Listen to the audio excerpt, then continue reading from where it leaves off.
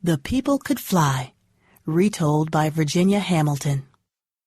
They say the people could fly, say that long ago in Africa, some of the people knew magic, and they would walk up on the air like climbing up on a gate, and they flew like blackbirds over the fields, black shiny wings flapping against the blue up there. Then many of the people were captured for slavery. The ones that could fly shed their wings. They couldn't take their wings across the water on the slave ships. Too crowded, don't you know? The folks were full of misery then, got sick with the up and down of the sea, so they forgot about flying when they could no longer breathe the sweet scent of Africa. See, the people who could fly kept their power, although they shed their wings. They kept their secret magic in the land of slavery. They looked the same as the other people from Africa who had been coming over, who had dark skin. Say you couldn't tell any more one who could fly from one who couldn't. One such who could was an old man, call him Toby, and standing tall yet afraid was a young woman who once had wings. Call her Sarah.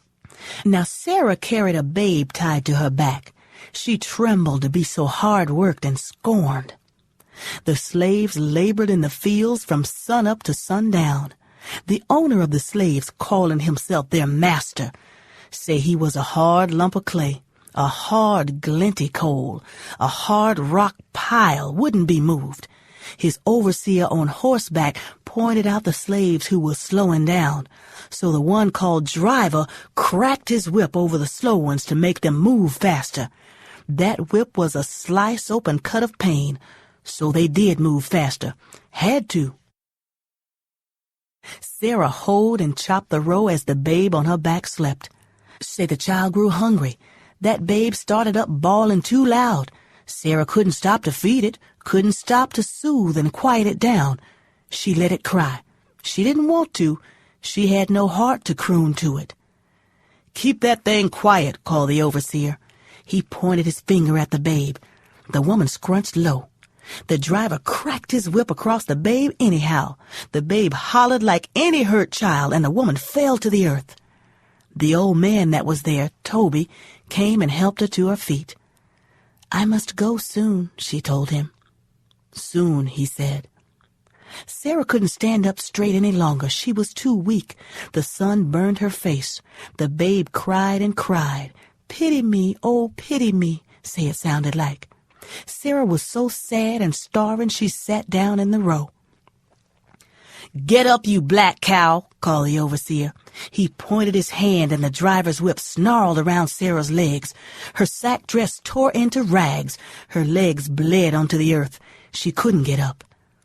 Toby was there where there was no one to help her and the babe.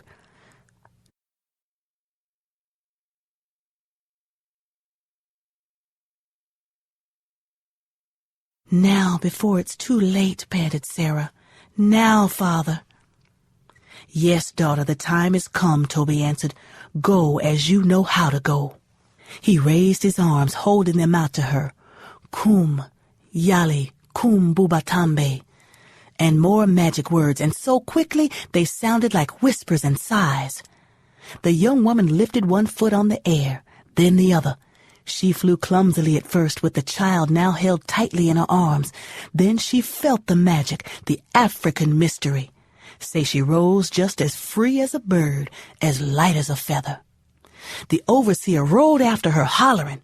Sarah flew over the fences. She flew over the woods. Tall trees could not snag her, nor could the overseer. She flew like an eagle now until she was gone from sight. No one dared speak about it. Couldn't believe it, but it was, because they that was there saw that it was. Say the next day was dead hot in the fields. A young man-slave fell from the heat. The driver come and whipped him. Toby come over and spoke words to the fallen one, the words of ancient Africa, once heard or never remembered completely. The young man forgot them as soon as he heard them. They went way inside him. He got up and rolled over on the air. He rode it a while, and he flew away. Another and another fell from the heat. Toby was there. He cried out to the fallen and reached his arms out to them. "Kum Kunkayali, Kum Tambe." whispers and sighs, and they too rose on the air. They rode the hot breezes. The ones flying were black and shining sticks, wheeling above the head of the overseer. They crossed the roads, the fields, the fences, the streams, and were away. "Seize the old man," cried the overseer. I heard him say the magic words, "Seize him." The one calling himself master come running. The driver got his whip ready to curl around old Toby and tie him up. The slave owner took his hip gun from its place. He meant to kill old black Toby. But Toby just laughed. Say he threw his head back and said, "Hee, don't you know who I am? Don't you know some of us in this field?" He said it to their faces. "We are ones who fly." And he sighed the ancient words that were a dark promise. He said them all around to the others in the field under the whip. "Booba, Yali, Booba Tambe." There was a great outcrying. The bent backs straightened up. Old and young who were called slaves and could fly joined hands, say like they would ring sing. But they didn't shuffle in a circle. They didn't sing. They rose on the air.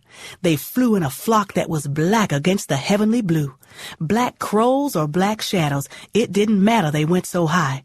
Way above the plantation, way over the slavery land. Say they flew away to freedom. And the old man, old Toby, flew behind them, taking care of them. He wasn't crying. He wasn't laughing. He was the seer. His gaze fell on the plantation where the slaves who could not fly waited.